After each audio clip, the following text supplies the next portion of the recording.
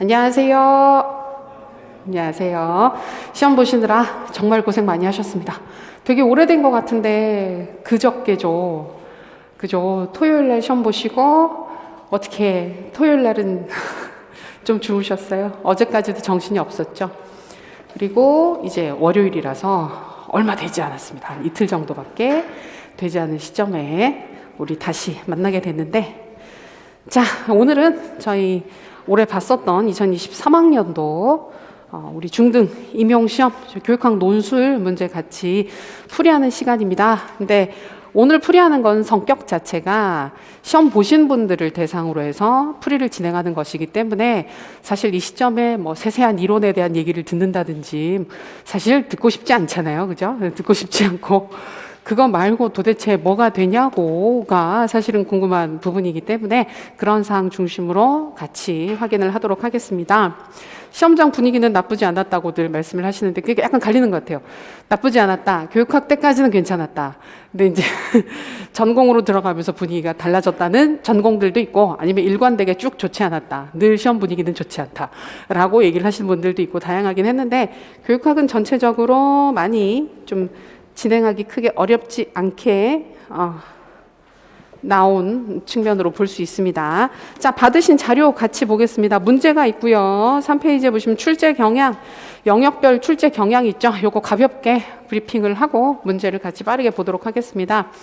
아마 느끼셨겠지만 출제의 방향이나 형태가 약간 바뀐 느낌을 받으셨을 거예요. 근데 그렇다고 해서 아예 다 또 인출이냐라고 하면 또 그건 아닌 약한 활용. 저는 봤을 때는 작년과 재작년 시험이 강한 활용 성격이었다면 이번 시험 같은 경우에는 약한 활용, 근데 이론을 더 많이 드러나게 강조하는 형태의 문제였다고 봅니다. 그리고 주요 영역에서 주요 사항을 예측 가능한 수준에서, 그러니까 대부분 중요하다고 생각할 만한 부분들을 물어봤던 문제. 근데 제시문 형태가 처음에 보셨을 때 아마 제시문이 왜 이렇게 많아, 그래프도 있네 라고 해서 조금 형태가 달라 보이긴 하지만, 또 읽어보면 양은 많지만 대단히 복잡한 구조는 아니었고 다행스럽게도 쪼개져 있었기 때문에, 각각의 항목들이 쪼개져 있었기 때문에 찾는데 크게 어려움은 없으셨을 것입니다.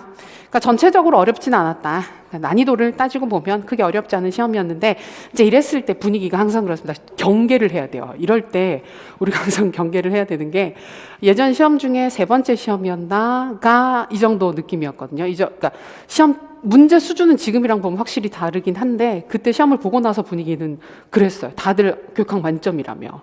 교육학 만점이라고 생각하시는 분들이 좀 많았고, 괜찮은데? 막 그랬는데 실제로 점수가 나왔을 때는 그렇게까지 점수가 높진 않았다. 그래서 우리 시험은 문제가 좀 까다롭다. 그럼 채점을 유하게, 느슨하게 하는 경향이 있고, 문제가 평이했다라고 판단이 되면 일부 항목들이나 아니면 형식이나 이런 부분들을 좀 보는 경향이 있긴 있거든요. 그래서 어느 정도로 점수를 맞출 수는 있습니다. 그래서 이거는, 그러니까 이렇게 그럴 거예요, 저럴 거예요 라고 얘기를 하시는 부분이 아니라 그냥 채점 스타일에 따라서 점수대는 달라지는 것이기 때문에 미리 너무 막 신경을 쓰시거나 염려하실 부분은 아니다. 모두에게 똑같이 적용되는 사항들이기 때문에 편하게 보시면 될 것 같습니다. 자, 이번 시험은 심리평가 과정 행정 4가지가 출제됐습니다. 첫 번째 문제를 보시고 교수 전략을 물어봤으니까 교수 이론 및 공학이 아니냐라고 판단을 하신다면 조금 잘못된 접근이다. 심리가 나왔고 평가가 나왔고 과정이 나왔고 행정이 나온 4가지 영역. 우리가 보통 얘기를 하는 과정 행정 나오고 나머지 2가지는 공학, 평가, 심리 중에 나온다라고 했을 때 평가 심리가 나온 문제고, 그 항목의 출제 순서가 좀 바뀌었습니다. 그래서 보통은 첫 항목의 과정이 많이 나오는데 이번 심리가 나왔죠. 근데 예전에 출제됐던 흐름을 보면 심리가 나오면 심리가 1번입니다. 항상 그렇지만 심리는 뒤에 가지 않습니다. 심리는 첫 번째 항목으로 주로 많이 출제가 되고, 근데 그 다음에는 보통 과정평가 들어가는데 이번에는 평가, 과정이라는 순서로 약간 바뀐 부분. 여기 보면 좀 이따 보긴 하겠지만 교육 심리 파트에서는 반두라를 다시 물어봤습니다.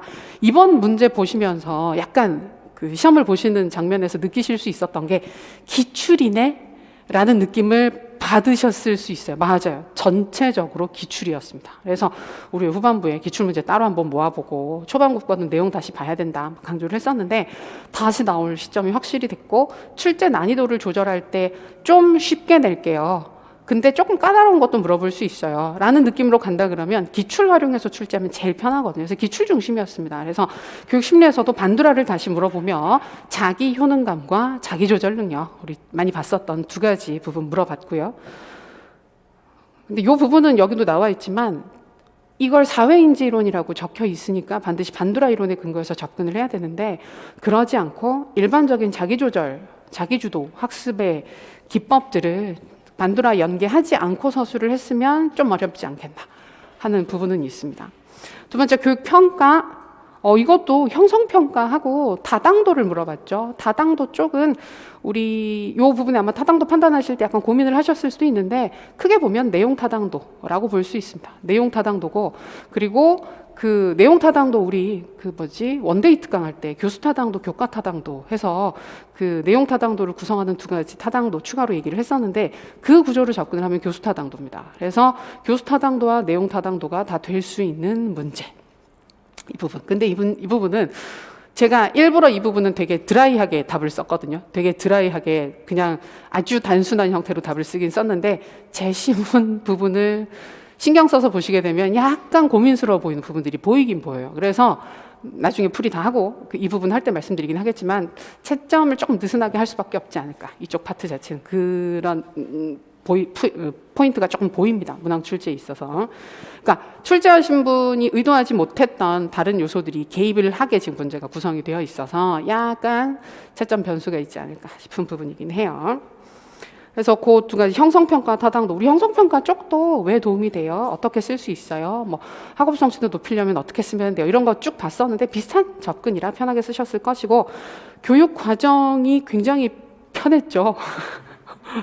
교육 과정이 사실은 이번 문제에서 한 7, 8년 전 문제로 돌아간 느낌을 주는 게 교육 과정 파트입니다. 가장 고전적인 스타일로 출제가 됐습니다. 그래서 물어본 두 가지 부분도 경험 중심 교육 과정과 학문 중심 교육 과정을 물어봤는데, 심지어 경험 중심 교육 과정은 장점을 물어봐서 굉장히 편안하게 쓰셨을 것 같고, 두 가지 개수 맞으면 거의 맞을 수 있었고, 그리고 학문 중심 교육 과정 브루너 연계했고, 우리 왜 그 지식의 구조가 내용입니다. 조직하는 방식은 나서는 교육 과정입니다 했던 거, 정말 이건 편안하게, 아마 약간 진짜 좀 편하게 쓰게끔 하고 싶어서 낸 것 같긴 한데, 그런 것 치고는 학문 중심 교육 과정에서 좀 다른 방향으로 쓰신 분들도 좀 있었던 것 같기는 합니다. 그래서 이거는 좀 평이하게 찾을 수 있는 파트.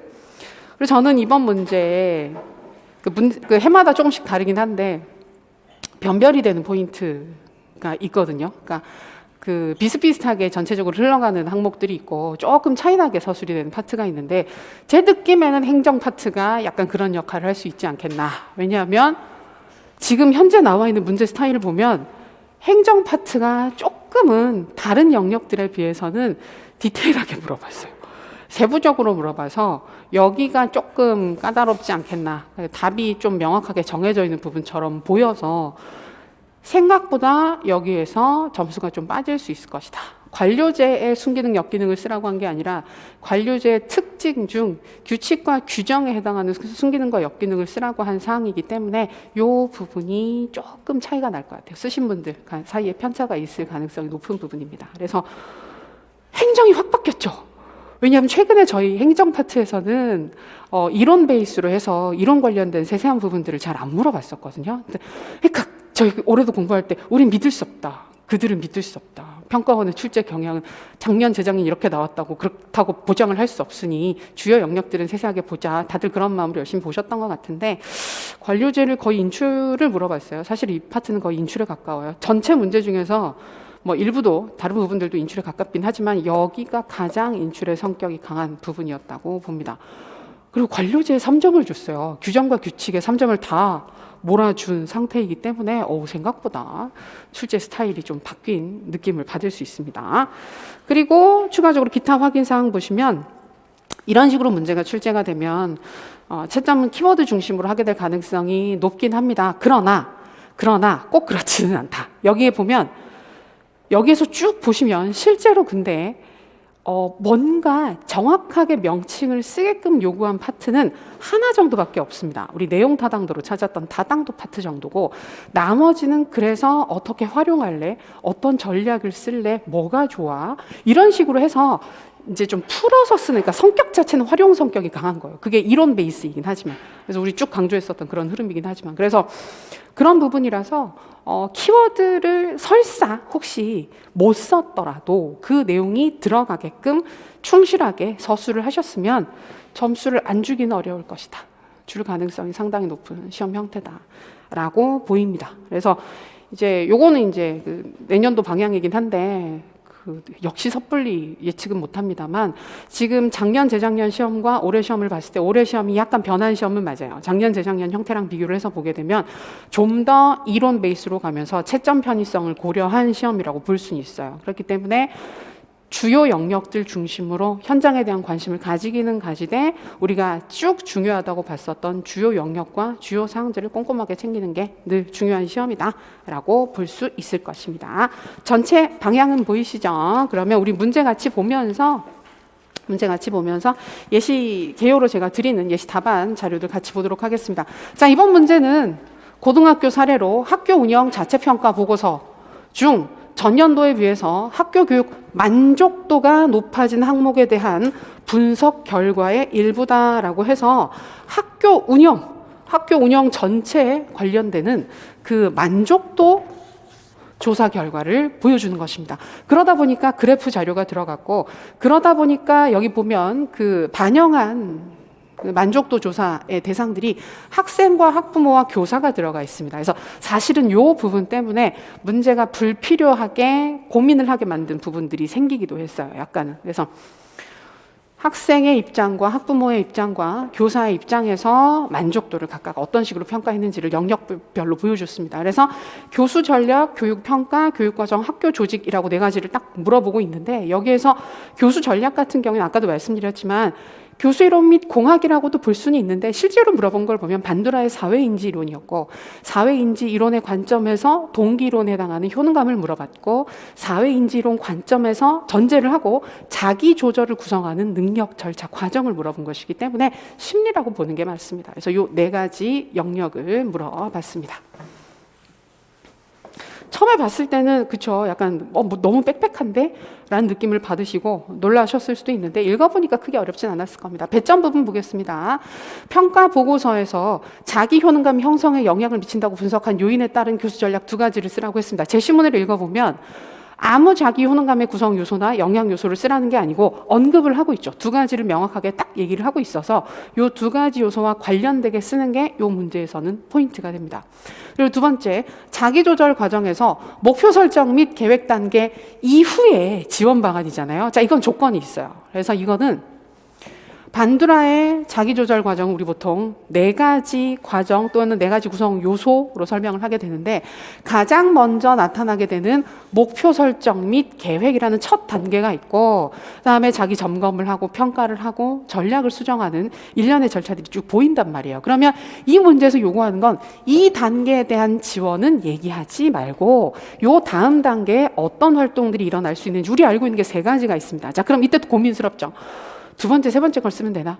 아니면 내가 잘 쓸 수 있는 게, 근데 네 번째 게 제일 쓰기 어려워요. 제일 쓰기 불편해서 보통 이거 잘 안 쓰셨을 거예요. 근데 순서를 바꿔 썼다든지 아니면 두 번째, 네 번째를 썼다든지 문제되지 않습니다. 이거 같은 경우는 그 다음에 이어질 수 있는 활동들 중에 두 가지를 지원할 수 있는 활동을 제시를 하면 되는 것이기 때문에 결국 요 두 문제에서 실제로 물어본 건 뭐냐면, 자기 효능감의 구성 요소 중에서 그 성취 경험, 성공 경험 했다라는 거, 숙달 경험이라고 표현이 되어 있긴 하지만 내가 잘해 라는 느낌을 받을 수 있는 경험이 뭔지 알아?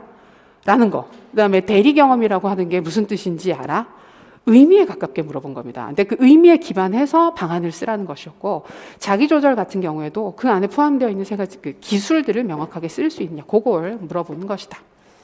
자, 두 번째, 평가 보고서에서 언급한 형성 평가를 교사 측면에서 활용할 수 있는 방안을 얘기를 했기 때문에 교사 입장에서 수업 개선이나 학생들의 성취도 향상에 도움이 될 만한 요소를 써야 돼요.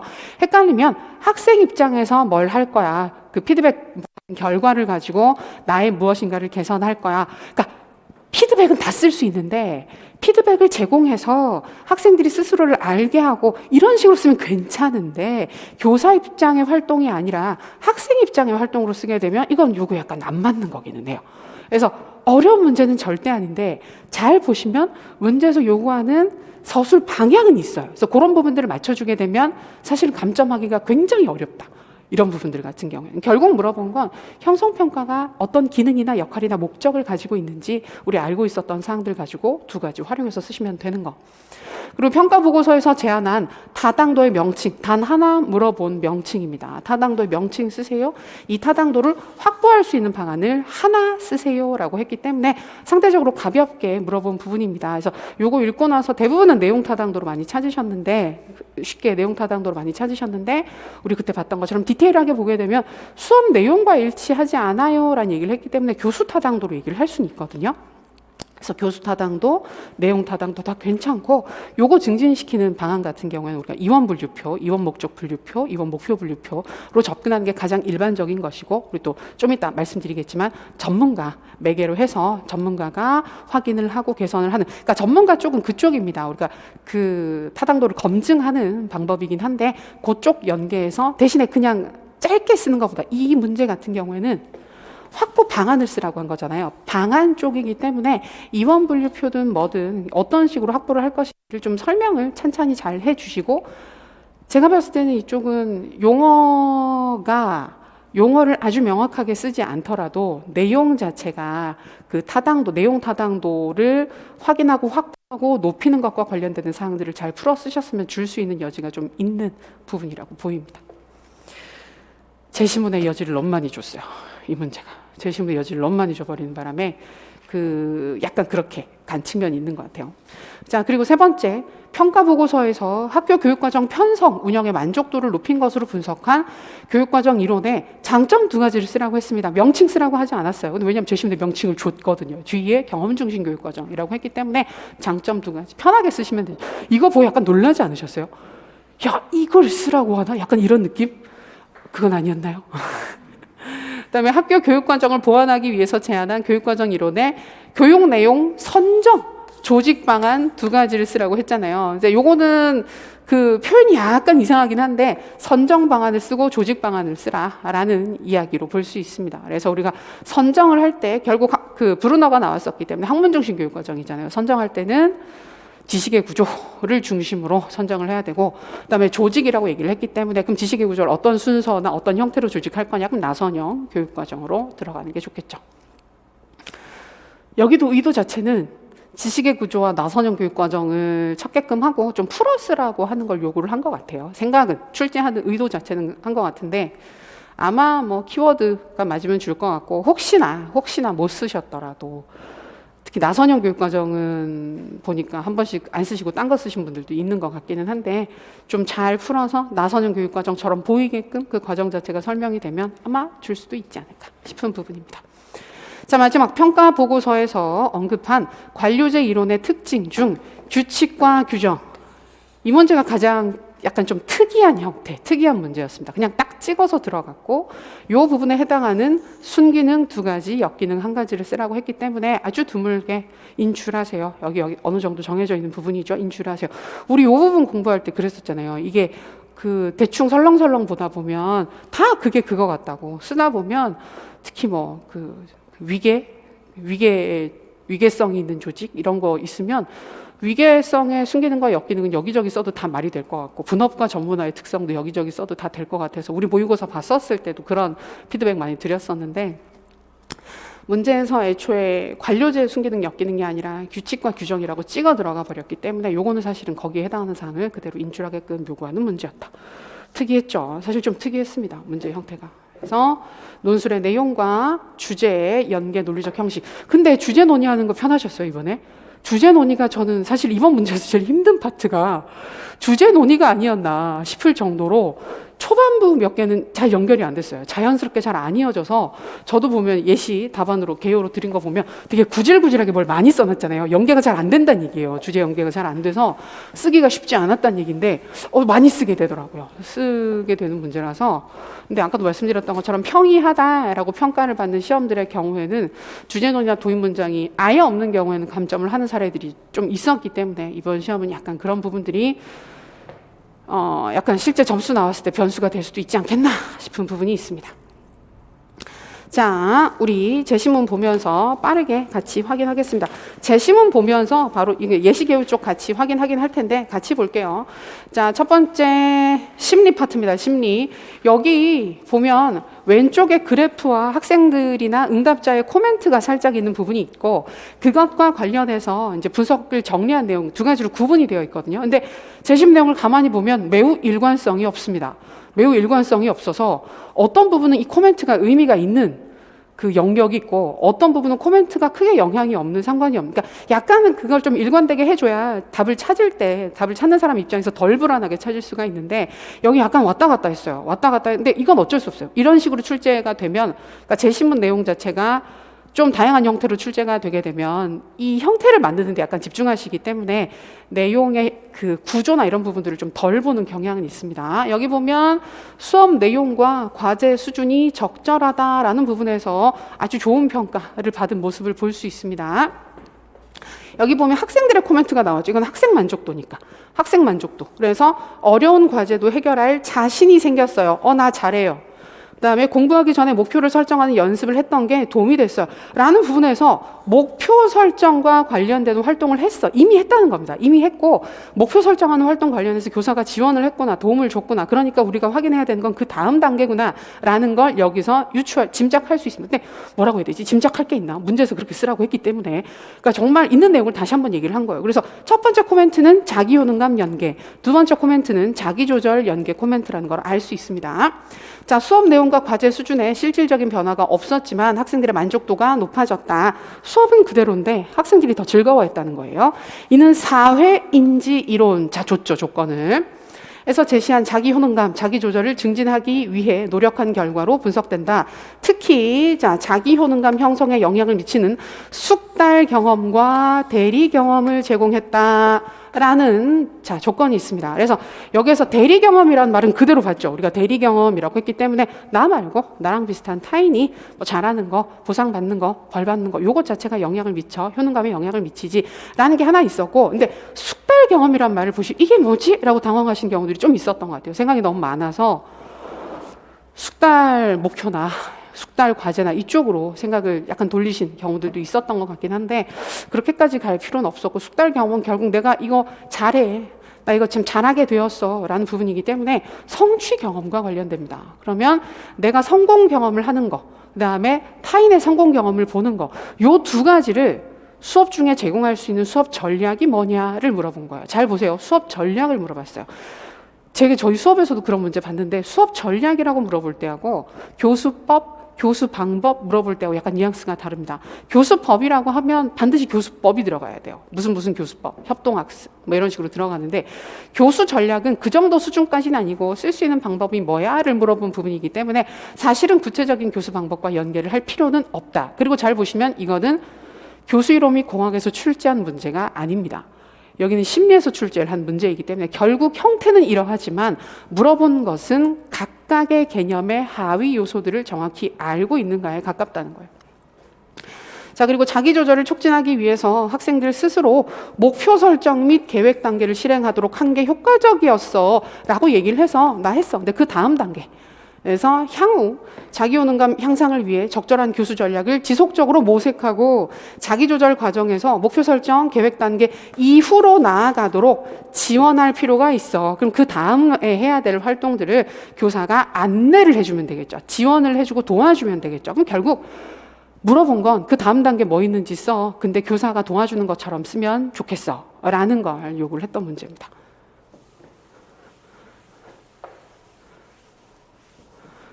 괜찮죠? 이렇게 쓰셨죠, 다? 그죠? 약간 피곤하셔서 갑자기. 그쵸? 자, 두 번째도 학생 만족도입니다. 학생 만족도라서 학교에서 시행하는 평가가 적절하다라고 얘기를 합니다. 자, 학생 코멘트 두 가지를 보면 수업 중 퀴즈 질문이 학습에 도움이 되었어요. 뭐 한 겁니까? 형성평가 얘기를 한 거죠. 도움이 됐어요. 아무 얘기가 없어요. 여기에서 학생들 입장에서 좋은 것 같아. 도움이 됐어. 라고만 얘기를 했던 거고 사실 여기에서 우리가 끌어올 내용은 없습니다. 그리고 두 번째, 시험 문제가 수업에서 배운 것과 약간 다른 것 같아요. 라는 코멘트가 이번 문제에서 이제 답을 쓰시면서 고민을 할 만한 여지가 있었던 부분이 되는 거죠. 그래서 우리 지난번에 봤던 것처럼 그 내용 타당도가 가장 기본이거든요. 그래서 원래 가르쳤던 내용, 교과 안에 있었던 내용과 시험 내용이 일치하지 않으면 다른 부분들을 측정을 했다 그러면 내용 타당도입니다. 근데 약간 어떤 느낌이냐면 내용 타당도를 물어보고 싶어서 그 안에 있는 하위 요소에 해당하는 교수 타당도, 교과 타당도 있었을 때 수업 내용과 일치하지 않아요 라는 교수 타당도를 연계해서 물어본 것 같아요.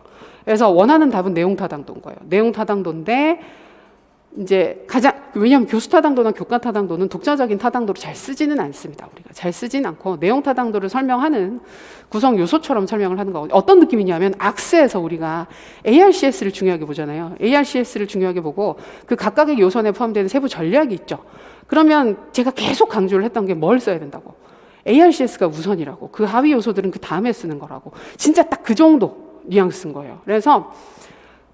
그래서 이제 가장 이상적인 건 내용 타당도 해당하는데 그래도 제 신문에서 발견할 수 있는 건 뭐 교수 타당도다 또는 교수 타당도가 보이기 때문에 내용 타당도로 찾을 수 있다라고 쓰면 가장 베스트 서술이긴 한데 내용 타당도만 쓰셔도 이거는 뭐 의도에 맞는 답을 쓴 것이기 때문에 무리가 없고 문제가 없고 그다음에 아마 교수 타당도도 문제는 없을 거예요. 교수 타당도 쪽으로 쓰시는 것도 크게 무리는 없을 것이다. 근데 이제 약간 여기에서 변수가 되는 게 학생들의 반응이 지금 나온 거예요. 이게 학생 만족도 조사 결과가 아니고 교사 만족도 조사로 문제를 세팅을 했으면 답을 쓰실 때 다른 불필요한 타당도들과의 고민이 없었을 텐데 학생들의 반응이라는 포인트 때문에 아마 다른 타당도로 고민하신 분들도 있을 가능성이 좀 있게 만들어버렸습니다. 그래서 그게 약간 이 문제에서 보면 좀 특이한 부분입니다.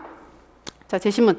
수업 진행 중 퀴즈 질문과 같은 형성평가 방법을 적절하게 적용한 게 평가 만족도를 높인 것으로 분석된다. 학생들이 이런 평가로 인해서 부담감을 느끼지 않도록 형성평가에 대해서 잘 설명한 것이 효과가 있었다. 우리 비슷한 거 본 적 있었죠. 평가 싫어하는데 학생들이 평가의 목적이나 같이 이해하면 참 도움이 되더라. 그 비슷한 방향성 볼 수 있었고 그러나 이 안에는 찾아서 쓸 게 없습니다. 여기에도 저기에도 사실 크게 연계해서 쓸 것은 없고 그럼 교사 입장에서 이 좋은 학생들이 이렇게 좋다고 얘기를 했던 형성평가를 어떻게 활용할 수 있을지 활용 방안을 두 가지를 쓰라고 한 거라서 우리 잘 알고 있는 거 학생들이 목표에 도달했는지 얼마나 도달했는지 무엇을 못했는지를 정확하게 알려줘서 학생들에게 도움이 되게끔 하는 거 피드백 주는 거 하나 있고 그다음에 학생들이 어디가 약한지 어떤 부분을 잘하는지 못하는지 교사가 파악할 수 있으니까 뭐 수업이나 교수 방법이나 자료나 이런 부분들을 개선할 수 있습니다. 교수법을 개선할 수 있는 이게 가장 큰 포인트가 되고 또는 동기 유발을 위한 도구로 활용을 한다든지 그다음에 학생 개인 수준에 맞는 개인별 학습을 안내해주는 용도로 쓴다든지 개인별 학습을 해요라고 하면 학생 입장인데 그 부분을 도와주고 지원해주고 안내해줘요라고 하게 되면 교사 입장에서 접근을 하는 것이기 때문에 답이 될 수 있습니다. 그 방향성만 맞춰주시면 됩니다. 저는 이 부분 아마 좀 많이 넓게 채점을 하지 않을까 싶어요. 형성평가 조금 말이 되면 거의 줄 수 있는 부분이다. 자, 그리고 한편 학생 의견 중 검사의 다당도에 대한 의견도 있었다. 교육 현장에서는 정기고사에서의 평가 방법도 중요하므로 앞으로 자, 요 문장이 조금 방향을 헷갈리게 하는 문장입니다. 앞으로 평가 문항 개발 시 교육 과정에 따라 수업 중에 가르친 부분을 점검하여 다당도를 높일 수 있는 방안을 모색해야 된다라고 얘기를 했잖아요. 그래서 우리가 일반적으로 내용 타당도를 문제에서 보면 높이는 방안이 아니라 확보하는 방안을 물어봤어요. 그래서 비슷한 얘기긴 한데 확보한다고 하면 약간 의미가 넓어지거든요. 넓어지게 되면서 내용 타당도를 좀 높일 수 있는 방안 그리고 내용 타당도를 확인하고 이런저런 거 활용을 해서 안정적으로 가지고 갈 수 있는 방안 좀 넓게 답은 될 수가 있어요. 근데 사실은 이 문제에서 제가 이 부분을 고민을 했는데 이 부분으로 접근을 할 수도 있지 않을까라는 생각이 들었던 게 수업 중 가르친 부분을 점검해서 다당도를 높일 수 있는 방안을 모색한다. 일반적인 방안은 아닌 거예요. 이 부분 같은 경우에는. 근데 지금 문제로 나온 게 그 내용 타당도 중에서도 교수 타당도에 대해서 학생이 의문을 제기를 한 거예요. 수업 중 가르친 내용과 시험 문제가 일치하지 않는 것 같아요. 근데 선생님이 뒤에 마지막에 정리를 한 건 수업 중 가르친 부분을 점검하겠대요.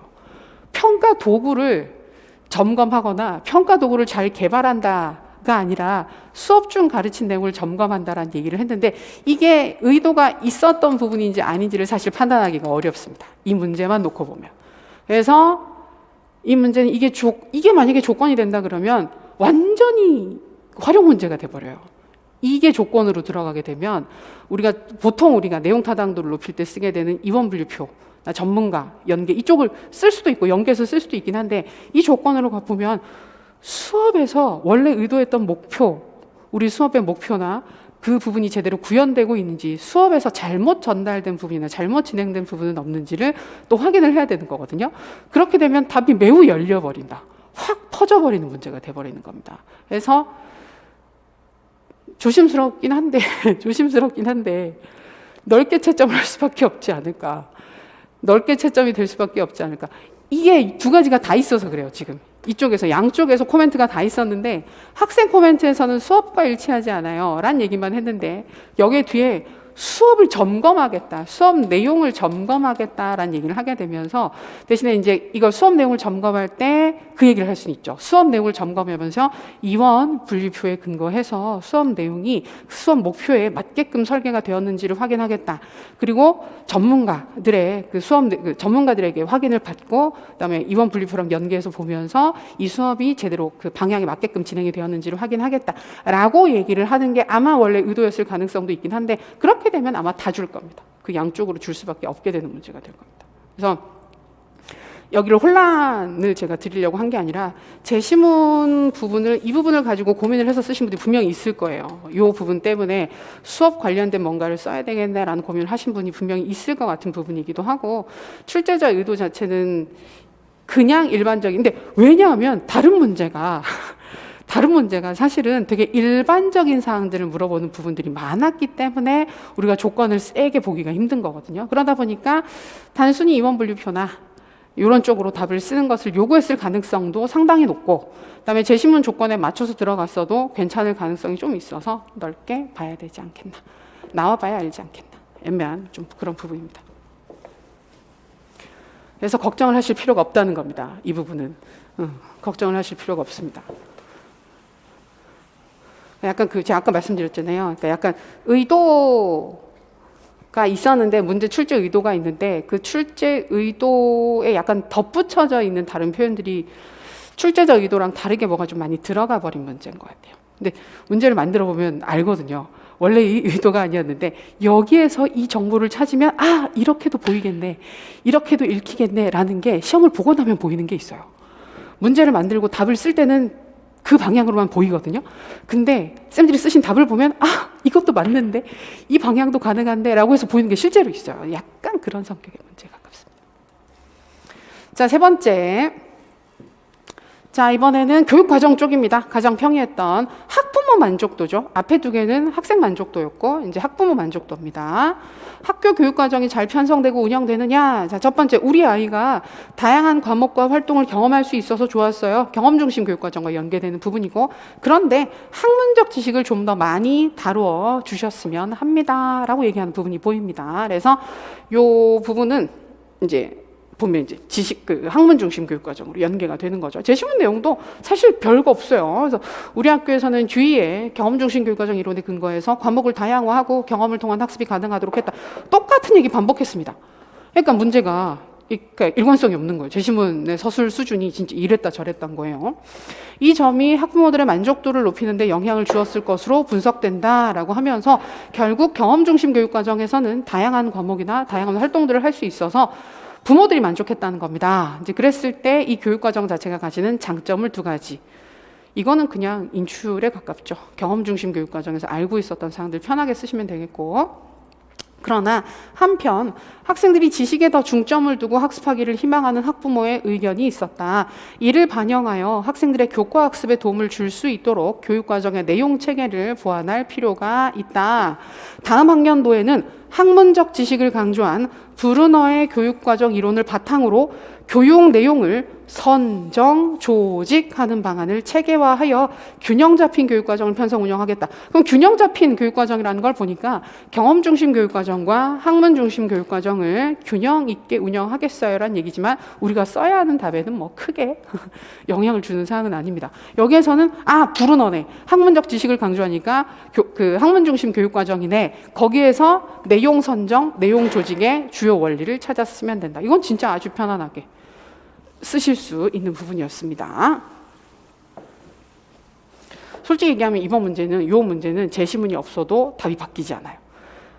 제시문이 없이 그냥 쓰라 그래도 거의 쓸 수 있는, 똑같이 쓸 수 있는 그 형태였습니다. 자, 네 번째, 교사 만족도입니다. 학교 운영에 대해서 전체적으로 만족한다. 기본에 충실해야 한다는 생각이 학교 문화로 자리를 잡았습니다. 학교 구성원 간의 약속이 더 잘 지켜지도록 노력을 해야 합니다. 저는 이거는 이 형태였으면 하나, 코멘트가 한 번만 있는 게 더 맞았을 것 같아요. 왜냐하면 다른 문제들은 다 2개씩 물어봤잖아요. 근데 이 문제만 하나를 물어본 거거든요. 관료제 규정과 규칙이라는 부분 하나 물어본 거라서 코멘트가 2개 들어가면 더 헷갈릴 수 있었을 것 같긴 한데 어쨌든 큰 의미 없는 코멘트가 들어가 있었고요. 자, 학교 운영 전반에 대한 교사의 만족도가 올라갔다. 학교 외부 환경 변화, 내부 구성원의 변동이 있었음에도 불구하고 함께 이루어낸 성과였다. 이는 교사의 서술식 응답에서 볼 수 있듯이 기본에 충실한 학교 문화가 형성이 되었고 학교 구성원 간 공동의 약속이 준수된 결과라 할 수 있다. 자, 요거는 특징을 제시문에서 보여주고 있는 것입니다. 약속을 지킨다. 약속이 정해져 있으면 예외 없이 그 약속에 따라서 학교 운영이 진행이 된다. 그래서 이것을 베버가 제시한 관료제 이론의 특징 중 하나인 규칙과 규정이 학교 조직에 적용된 것으로 판단이 된다. 앞으로 이런 결과가 유지될 수 있도록 규칙과 규정의 순기능을 강화하고 역기능을 줄여야 할 것이다 라고 해서 순기능, 역기능 물어본 거죠. 그래서 여기는 제시문 내용을 읽어보면 그겁니다. 그 규정과 규칙이 무엇인지에 대해서 규칙을 지키는 거예요. 모두가 약속을 했으면 모두에게 똑같이 그 규정이 적용되는 것입니다 라는 기본 개념을 보여주고, 그러니까 약간 그 의도는 있었던 것 같아요. 여기에서 유추할 수 있는 순기능은 뭘까? 여기에서 유추가 되는 역기능은 뭘까라고 해서 답이 어느 정도 정해져 있는 사항은 맞는데 제 생각에는 용어가 완전히 동일하지 않더라도 같은 의미로 보일 수 있게 서술이 되면 줄 수 있지 않을까. 그러나 딱 걸리는 부분은 그겁니다. 근데 우리가 알고 있잖아요. 그 관료제 특성들 5가지 정도 있으면 규칙과 규정 말고 뭐 권위의 위계라든지 분업과 전문화라든지 몰 인정성이라든지 몇 가지가 있잖아요. 거기에 들어가 있는 장단점을 쓰면 어떻게 될까요? 그게 어려울 겁니다. 그래서 이번 문제는 그 부분이 약간 이제 채점을 할 때 좀 감점이 확실히 될 수 있는 파트는 분업과 전문화에 들어가 있었던 사항들을 순기능으로 쓰고 역기능으로 쓴다든지, 권위의 위계에 해당하는 사항들을 순기능으로 역기능으로 쓴다든지, 그렇게 되면 조금 어려울 것이다. 그러나 여기에 들어가게 되는 계속성, 통일성, 보통 순기능으로 많이 얘기를 하는 거, 그리고 추가적으로 역기능은 조직이 너무 경직된다, 그리고 목표 전치, 목적 전치 현상이 나타난다, 이런 쪽이 요 말을 그대로 쓰지 않더라도 이 뜻으로 풀어서 썼으면 가능은 할 것이다 라고 보여지는 부분이에요. 근데 뭐 다들 많이 봤던 부분이라서 전체적으로 크게 혼란스럽지는 않으셨을 것 같아요. 괜찮으시죠? 시작할 땐 우리 웃고 있었잖아요. 근데 뭐든 그래요. 뭐든 그래서 보면 이렇게 막, 내가 저렇게까지 썼나 그러는데 지금 최근에 우리 출제 경향과 채점 경향을 보게 되면 뭐 너무 그렇게 약간 여지가 있는 부분들은 충분히 주는 쪽으로 채점을 하는 경향이 있기 때문에 절대로 걱정하실 부분은 아니라고 생각을 합니다. 아까 봤던 부분들, 여기 다시 나오네. 자, 그 개요 부분 보면서 한 번 더 답 될 수 있는 사항들 체크하겠습니다. 관심 있는 부분들은 이 부분들이잖아요.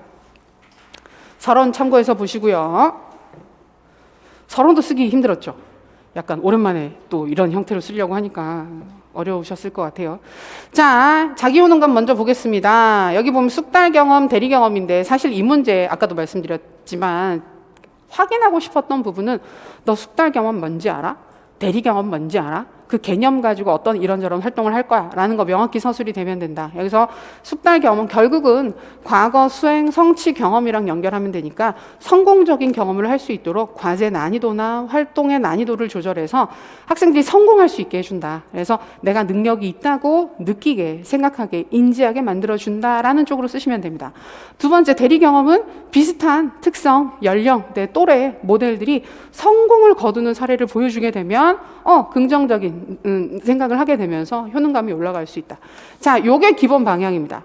여기는 지금 요 개념에 근거해서 아주 기본적인 사항들을 제가 보여드린 것이고, 요런 포인트가 들어갈 수 있게끔 서술을 하면 아마도 다른 구체적인 교수 방법을 연계해서 쓰셨더라도 괜찮을 거예요. 근데 이건 너무 많으니까, 그런 사례들은 너무 많기 때문에 제가 따로 넣어서 보여드리진 않았지만, 이제 성공하게끔 만들어준다. 학생이 내가 잘한다고 느끼게끔, 나 이거 잘하네, 능력이 있네 라고 느끼게 만들어주고, 비슷한 또래들의 성공을 보여주는 거, 이 두 가지로 정리를 하실 수 있겠습니다. 그러니까 생각보다 요구사항이 심리 파트는 대단하지 않았다. 문제를 보면 막 전략이니까 뭐 되게 엄청 어려운 걸 써야 되지 않을까. 근데 그건 아니었던 것 같아요. 자, 그리고 자기조절, 목표 설정, 계획 단계 이후의 지원 방안이니까 진행 점검이나 자기 평가나 전략 사용, 요 세 가지 중에 두 가지를 쓰면 된다. 근데 이거 우리 꽤 많이 봤어요. 여러분 연습하고 자기 조절 도와주기 위해서 지원하는 방안이 뭐예요? 막 이런 거 되게 자주 봤었거든요. 자기 효능감도 자주 봤지만, 자기 효능감에서 안 되는 거 있습니다. 이거 말고 언어적 설득이나 아니면 생리적 정보, 요거 가지고 조절하는 거 있잖아요. 그거 두 개는 안 돼요. 왜냐하면 문제에서 요 두 개를 얘기를 하라고 했기 때문에 다른 사항을 쓰면 곤란하다. 근데 여기 다 되면 돼요. 여기 진행 점검 같은 경우에는 가장 대표적으로 내가 잘 하고 있는지를 스스로 체크할 수 있어야 되기 때문에 체크리스트 작성을 돕는다. 체크리스트를 만들어서 준다. 체크리스트 만드는 방법을 알려준다. 체크리스트 만들라고 시킨다. 이런 식으로 해서 꼭 체크리스트가 아니라도 자신의 스스로 학습 과정을 점검할 수 있게끔 계획표나 플래너나 이런 거 연계해서도 얘기를 할 수 있어요. 플래너는 잘 쓰셔야 돼요. 목표처럼 보일 수 있기 때문에 잘못 쓰면. 그다음에 자기 평가 쪽은 스스로 평가할 수 있게끔 자기 평가 방법을 안내한다, 성찰 노트 작성과 같은 구체적인 평가 도구를 안내할 수 있다, 이런 식으로 스스로를 평가하는 방법들을 안내한다, 도구를 제공한다, 이런 식으로 제시해 주시면 되겠고, 마지막에 전략 사용은 내가 바꾸는 거잖아요. 내 상황에 맞게끔 바꾸는 것이기 때문에 다양한 학습 전략, 나한테 맞는 학습 전략이 무엇인지를 선택하게끔 안내해 준다라는 쪽으로 가면 됩니다. 여기에서 안 되는 답은 뭘까요? 반도라게 아닌 거. 여기에 있는 사항 말고 딴 걸 써도 되느냐? 구체적인 방법은 딴 걸 써도 됩니다. 다른 구체적인 방법들을 써도 되는데 어떤 방법을 쓰든지 간에 반도라 요 세 가지 요소 있잖아요. 얘처럼 보이게 쓰면 돼요. 얘처럼 보이게 쓰면 되고 얘랑 연결이 되게끔만 보여지게 서술이 되면 어떤 방법을 써도 괜찮을 것이다. 그러나 결국 확인하고 싶었던 건 나머지 세 개 중에 두 개 기억나? 두 개 뭔지 개념 쓸 수 있어? 이게 포인트였었기 때문에 요 부분 체크해 두시면 됩니다. 심리가 생각보다 세부적인 인출을 좀 물어볼 성향이 있습니다. 반두라 선생님이 작년에 돌아가셨던가? 그래요. 그래서 항상 우리가 체크를 하잖아요. 돌아가시기를 바라는 건 절대 아닌데 아직 살아계시나? 이러면서 살펴보는데, 그래서 작년에 제가 반두라 선생님 돌아가셨다고 신경 쓰인다 그랬더니 이제 올해 꼭 그런 건 아니지만 좀 신경이 쓰이죠. 자, 두 번째. 형성평가 어렵지 않죠. 보시면 형성평가, 그러니까 교사가 뭘 하는지를 쓰면 돼요. 그러니까 이거는 포인트가, 이 문제는 사실은 교사의 활동이 두 가지가 명확히 보이면 거의 주지 않을까 싶은 부분입니다. 형성평가 결과를 학생한테 알려줘서 자신의 성취 사항, 장단점 등을 이해하고 개선할 수 있도록 피드백을 줄 수 있어요. 학생들의 개인적인 학습, 자신의 상황 파악을 위해서 정보를 줄 수 있어요. 형성평가 결과를 제공해 줄 수 있어요. 두 번째, 결과를 통해서 학생들의 학습 곤란 사항을 확인하여 어려움을 해결하기 위한 방안으로 수업을 개선할 수 있다.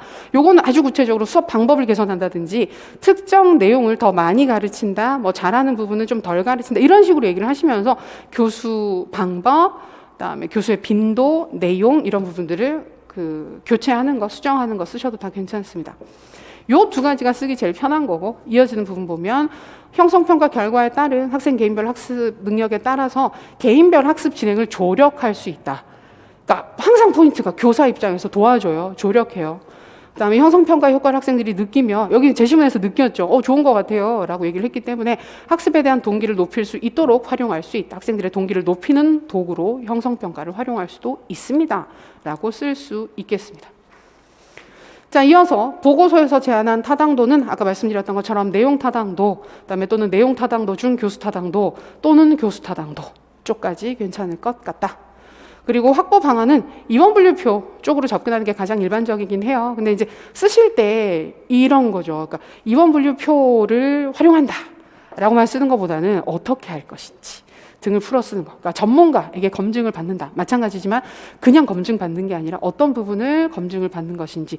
그러니까 방안이잖아요. 우리 1년 내내 강조했던 게 그거잖아요. 방안 물어보면 제발 키워드만 쓰지 말고 좀 풀어서 써줘야 뭘 쓰더라도 맞다. 어떤 쪽으로 조금 의도가 있었건 없었건 방향을 맞춰주는 게 중요하기 때문에 그런 부분들 챙겨주는 게 중요하다. 근데 아까 말씀드렸던 것처럼 요거 지금 제가 보여드리는 요 파트는 제시문 내용과 상관없이 아주 일반적으로 내용 타당도를 확보할 수 있는 방안이라고 볼 수 있습니다. 근데 아까 제시문 조건을 보시게 되면 수업 내용에 대한 언급이 있었기 때문에 그 조건을 본다고 한다면 이 내용을 서술하면서 수업 내용 언급을 하는 거예요. 수업 내용이 목표에 맞게끔 잘 구성되고 진행되고 있는지를 파악하기 위해서 임원 목표 분류에 따라서 수업 내용을 확인하고 뭐 이런 식의 얘기가 들어갈 수 있는데 약간 그렇게 되면 그렇죠. 그 조건을 다 충족시키는 답으로 간다 그러면 쉽지 않을 가능성이 높기 때문에 어느 쪽이든 약간 느슨하게 볼 수 있지 않게. 그러니까 예측이라 알 수가 없는 부분이긴 한데 우리 시험 채점은 늘 그런 식으로 진행이 되고 있기 때문에 참고해서 보시면 되겠습니다. 요 정도. 자, 경험 중심 교육과정의 장점 2가지. 학생들의 적극적 참여, 능동적 태도, 문제 해결 능력을 신장할 수 있다. 사회성 대인관계 능력, 민주적 태도, 의사소통 능력, 비슷비슷한 얘기들이죠. 요거 가지고 2가지 쓰시면 되는데 쪼개도 돼요. 이런 거 있는 거. 민주적 태도, 대인관계 능력 쪼개서 써도 아마 문장을 확실히 구분해서 썼다고 하면 줄 가능성이 높지 않겠나 싶은 부분입니다. 괜찮습니다. 괜찮습니다. 그거는 조금 걸리는데 그거 쓰신 분이 분명히 있을 것 같긴 한데 그 고등사고 능력 있잖아요. 고등사고 능력은 아주 좋은 표현은 아닙니다. 그 경험 중심 교육 과정에서 장점으로 쓰기에 아주 베스트한 표현은 아닙니다. 그래서 문제 해결 능력 있잖아요. 있지. 문제 해결 능력은 있지. 근데 문제 해결 능력을 쓰는 게 훨씬 더 좋아요. 근데 문제 해결 능력과 같은 고등사고 능력이라고 썼으면 아무 문제 없어요. 아무 문제 없이 괜찮게 넘어갈 겁니다. 근데 이 부분은 거의 좀 느슨하게 말이 되면 여기에 있는 거 말고도 우리가 경험 중심 교육 과정에서 유추할 법한 다른 사항들 뭐 현실 생활 비슷한 얘기긴 하지만 실제적인 삶 속에서 어떤 것들을 해결하기에 도움이 된다. 뭐 다 괜찮을 것 같습니다. 자, 그다음에 이제 브루너. 여기도 아까 말씀드렸던 것처럼 원래 의도 자체는 풀어서 쓰라고 한 것 같긴 한데 아마 명칭만 들어가도 주지 않았을까. 지식의 구조. 나선형 교육과정 괜찮을 것 같다. 근데 원래 의도 자체는 풀어 쓰는 거니까 아마 가볍게 코멘트 해주셨으면 될 것 같아요. 그리고 지식의 구조라는 키워드를 못 쓰거나 나선형 교육과정이라는 키워드를 쓰지 못했더라도 여기에 해당하는 개념의 키워드가 어느 정도 보이게끔 설명을 했다면 줄 가능성이 있다고 봅니다. 그 부분. 그래서 너무 또 염려하실 부분은 아닌 것 같다. 자, 마지막. 규정과 규칙과 규정입니다. 순기능 2가지. 계속성과 통일성. 이거 말고 안정성 얘기하는 경우도 있어요. 괜찮아요. 다 얘기하는 부분들이기 때문에. 그래서 계속성 같은 경우에는 근데 계속성이랑 통일성 되게 비슷하지 않아요? 답 쓰실 때 아마 그게 제일 좀 고민스러우셨을 것 같아요. 같은 거 아닌가? 이걸 쪼개서 써도 괜찮은가? 그러나 딱히 기억나는 게 없기 때문에 이 2가지를 쪼개서 쓰는 게 현재 나의 최선이겠네? 라고 해서 많이 쪼개 쓰셨을 텐데 잘하신 것이고 보면 과업 수행의 일관적인 유지, 계속성, 그다음에 구성원들의 행동에 있어서 통일성과 안정성을 확보할 수 있다라는 안정 및 통일성의 제공 이 2가지로 구분이 되는데 느낌상 키워드만 맞아도 줄 가능성이 매우 높다고 봅니다. 높다고 보고 아까 말씀드렸던 것처럼 이런 말들이 없더라도 이 뜻으로 보이게끔 내용을 서술을 하셨으면 줄 가능성이 높아요. 순기능 역기능이잖아요. 순기능 역기능이니까 말이 되게끔 풀어서. 근데 이 개념은 맞아야 돼요. 이 개념에는 맞아야 돼요. 의사소통이 원활하다는 돼요? 안 돼요. 의사소통이 빠르게 진행되고 원활한 것 같은 경우에 오히려 권위의 위기에 가까워요. 권위 있는 쪽에서 쭉 빨리 내려보내는 쪽에 가깝기 때문에. 그래서 생각해보면, 그러니까 요 부분이 약간 그건 공부를 해서 외워서 좀 이해를 해두지 않으면 아무거나 생각이 나도 다 될 것 같은 부분인 거예요. 그래서 그걸 조심하시면 되는 부분이었습니다. 역기능은 조직의 경직성, 여기 보면 융통성 얘기했죠. 경직성이 있다는 건 융통성이 없다라는 것과 같은 뜻이기 때문에 비슷하게 볼 수 있고요. 목적 전치, 목표 전치, 전도 현상, 목표보다 규칙을 더 중요하게 생각하게 되는 거, 바뀌는 거, 이런 부분들도 명칭 없어도 이거 풀어서 말이 되게 쓰시면 점수 받을 수 있을 것 같다. 그래서 요 정도입니다. 그리고 주제 논의에다가 마무리하는 부분으로 정리를 했는데, 나쁘지 않은, 아마 지금도 보시면 확인하시면서 막 뭐가 뭔지 모르겠네, 뭘 써야 될지 모르겠어, 이런 느낌 크게 받지는 않으셨을 시험이에요. 시험이고, 전반적으로 뭐 우리 시험 채점은 결과가 나와 봐야 아는 부분들이긴 한데, 그 방향성 자체가 좀 보이는 부분들이기 때문에 쓰셨던 부분들이 전체적으로 괜찮을 것입니다. 괜찮을 것이고, 이런 부분은 크게 무리 없으니까 너무 걱정하지 마시고, 그러니까 교육학을 지금 뭐 이렇게 하시는 것보다는 이 시점부터는 2차잖아요. 2차 준비가 크고 2차 비중이 이제 커지고 1차는 끝났으니까 교육학이고 전공이고 다 끝난 상태이기 때문에 2차 준비를 열심히 하시는 게 중요한 시점인 것 같습니다. 저희 2차가 다음 주 월화에 수업이 있죠. 아마 안내도 받으셨을 텐데 월화에 있고, 현장에 나와서 들으시면 스터디 짜드립니다. 수업 실현 스터디와 면접 스터디 지역 전공별로 나눠서 짜드리기 때문에 일단 구하시기 힘든 경우에는 최대한 이것저것 많이 해보실 수 있는 기회가 있을 테니까. 그리고 스터디 2차 스터디는 하나만 운영하지 않습니다. 2-3개 정도 보통 진행을 하는 것이기 때문에 약간 보험용으로라도 좀 진행을 하시면 괜찮을 것 같아요. 그 부분도 미리 공지 드릴게요. 그 정도 자료고 뒤에는 쑥스러운 그 있잖아요. 우리 수업에서 다 했어요. 라는 게 이제 광고하는 거죠. 하는 건데, 우리 그 91월 달 하고, 그다음에 마지막 원데이 특강이나 이런 데서 많이들 다들 봤던 부분들이고, 규정과 규칙은 진짜 똑같이 물어봤다. 그래서 규칙, 규정, 순기능, 역기능은 보면서도 저도 문제 보면서 되게 신기한데, 그래서 혼자 생각만 했어요. 그래서 그렇긴 했는데, 근데 저는 그걸 보면서 규칙과 규정이 똑같이 나왔는데 이거 쓰기 힘든 건데 이거 답 쓰기 까다로운 건데 어쩌지? 라는 걱정을 하긴 했습니다. 근데 다들 잘 쓰신 것 같아요. 그래서 잘 하셨고, 올 한 해 정말 고생 많이 하셨습니다. 정말 고생 많이 하셨고, 근데 아마 열심히 하신 만큼 좀 괜찮은 그 결과가 있을 것이니까 이제 조금 쉬셨다가, 안 하고 2차 바로 준비하시면 병나서 쓰러집니다. 안 쉬고. 근데 또 막 너무 오래 쉬실 수도 없고, 근데 하루 이틀 정도 좀 하루 이틀이면 벌써 어제 오늘이면 하루 이틀이지 않나 라는 생각이 들긴 하는데, 좀 쉬시다가 이번 주 중순 내일 모레 즈음부터 해서는 스터디는 많이들 짜시고 계시죠. 스터디 빨리 짜서 이번 주에 첫 모임 가지시고, 그다음에 저희 2차 때 또 스터디 짜드리고 방향성 한번 더 안내 드리고 하는 부분들이 있으니까 하면서 빨리빨리 진행해서 멋진 결과, 최종 합격까지 가보도록 하겠습니다. 올 한 해 정말 고생 많이 하셨고, 함께 해주셔서 감사하고, 오늘 또 이렇게 사실 힘든 시간인데 나와서 같이 얘기 나눠서 정말 감사합니다. 정말 고생 많이 하셨고 합격합시다. 고생하셨어요.